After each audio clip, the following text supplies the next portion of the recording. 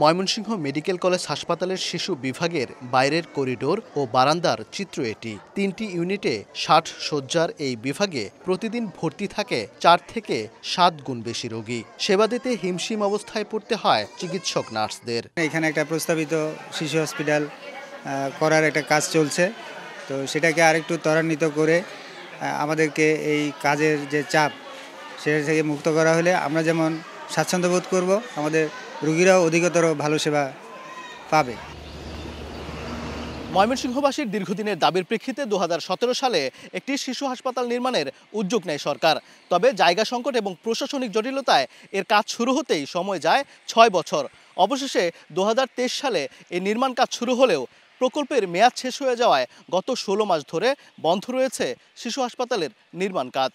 Basement ও একতলার pillar নির্মাণ শেষে যন্ত্রপাতি সামগ্রী ছড়িয়ে ছিটিয়ে পড়ে আছে, লোহায় ধরেছে মরিচা। ২০২৪ সালের অক্টোবরে হাসপাতালটি হস্তান্তরের কথা থাকলেও প্রকল্পের সময়সীমা ওই বছরের জুনে শেষ হয়ে যায়। এতে বন্ধ হয়ে যায় শিশু হাসপাতালের কাজ। এলাকার লাগি আমাদের ময়মনসিংহ চরপাড়া হসপিটাল যাতে অনেকটা একটা ভোগান্তি। কাজ যদি রানিংয়ে থাকতো তাহলে অনেক আগে শেষ হয়ে যেত এবং আমরা অন্য প্রকল্পে চলে যেতে পারতাম। এই প্রকল্পের অর্থ বরাদ্দ দিয়ে অতি দ্রুত এই প্রকল্পের কাজ শেষ করতে হবে, ময়মনসিংহবাসী যেন সুচিকিৎসা পেতে পারে। আনুষ্ঠানিকভাবে এ বিষয়ে ক্যামেরার সামনে কথা বলতে রাজি হয়নি গণপূর্তের নির্বাহী প্রকৌশলী। তবে তিনি জানান, বাকি ৫৫% কাজের জন্য নতুন করে তৈরি করা প্রকল্প প্রস্তাবনা একনেকের অনুমোদনের অপেক্ষায়।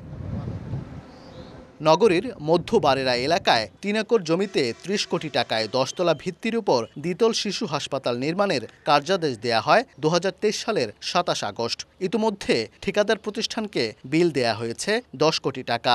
নতুন প্রকল্প প্রস্তাবনায় ব্যয় ধরা হয়েছে আরও ৩১ কোটি টাকা। ওবায়দুল হক, সময় সংবাদ, ময়মনসিংহ।